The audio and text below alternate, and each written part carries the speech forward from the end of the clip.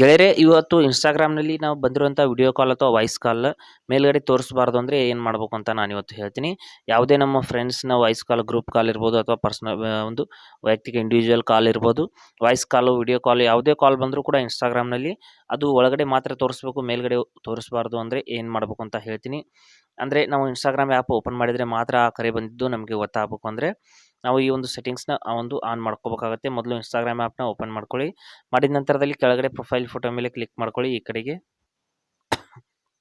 Click ಮಾಡಿದ ನಂತರದಲ್ಲಿ ಮೇಲ್ಗಡೆ 3 ಲೈನ್ಸ್ ಮೇಲೆ ಕ್ಲಿಕ್ ಮಾಡ್ಕೊಳ್ಳಿ. 3 ಗೆರೆಗಳ ಮೇಲೆ ಕ್ಲಿಕ್ ಮಾಡಿದ ನಂತರದಲ್ಲಿ ಇಲ್ಲಿ ಸ್ವಲ್ಪ ಕೆಳಗಡೆ ಬಂದ್ಬಿಟ್ಟು ಇಲ್ಲಿ ನೋಟಿಫಿಕೇಶನ್ಸ್ ಅಂತ ಒಂದು ಆಪ್ಷನ್ ಇರುತ್ತೆ, ಅದನ್ನು ಓಪನ್ ಮಾಡ್ಕೊಳ್ಳಿ. ನೋಟಿಫಿಕೇಶನ್ಸ್ನ ಓಪನ್ ಮಾಡಿದ ನಂತರದಲ್ಲಿ ಇಲ್ಲಿ ನೋಡ್ತಾ ಇರ್ಬೋದು, ಕಾಲ್ ನೋಟಿಫಿಕೇಶನ್ಸ್ನ ಸೆಲೆಕ್ಟ್ ಮಾಡ್ಕೊಳ್ಳಿ. ಇಲ್ಲಿ ನೋಡಿ, ಇಲ್ಲಿ ಕೊಟ್ಟಿದ್ದಾರೆ ನೋಡಿ ಕಾಲ್ ಅಂತ. ಕಾಲ್ ನೋಟಿಫಿಕೇಶನ್ನ ಈ ರೀತಿ ನೋಡ್ಬೋದು.